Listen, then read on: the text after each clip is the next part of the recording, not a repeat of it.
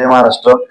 सर्व तालुक्यातील आणि शहरातील सर्व मतदार बांधवांचे या ठिकाणी मी शिवसेना उद्धव बाळासाहेब ठाकरे या पक्षाकडून आभार मानतो की आपण आमच्या सर्व उमेदवारांच्या पाठीशी या ठिकाणी उभे राहिले व मतदान केलं, त्याबद्दल आपले आभार. आणि महत्वाचा विषय या ठिकाणी मी घेऊन आलेलो आहे नगराध्यक्ष संदर्भात. आम्ही माझ्या मिसेसचा फॉर्म भरला होता नगराध्यक्ष पदासाठी आणि माझा 3 नंबर प्रभागामध्ये फॉर्म भरलेला होता. नगराध्यक्ष फॉर्म भरल्यानंतर म्हणजे उमेदवार आमचा नगराध्यक्षासाठी दुसरा होता. एक सबस्टिट्यूट म्हणून मी माझा मिसेस फॉर्म त्या ठिकाणी टाकून ठेवला होता. पण जो मेन आमचा उमेदवार होता त्याच्यावरती काही प्रेशर आल्यामुळे समोरच्याने फॉर्म भरला नाही.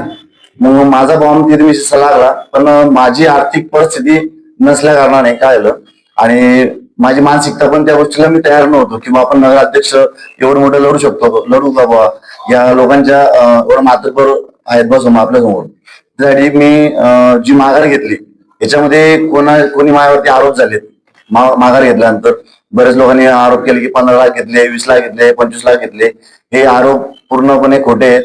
1 रुपया सुद्धा यांचा मी घेतलेला नाहीये कोणाचाच, आणि कोणाचाच काही या ठिकाणी पैशांचा विषय केलेला नाहीये.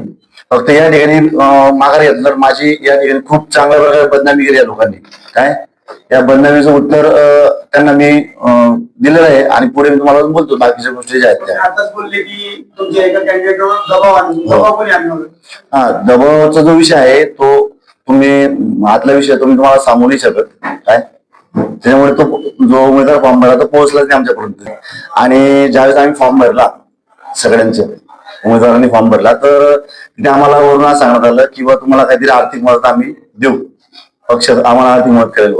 पण पाचव्यातील सर्व उमेदवारांना आर्थिक मदत मिळाली, जितके उमेदवार होते तेवढे, बरोबर.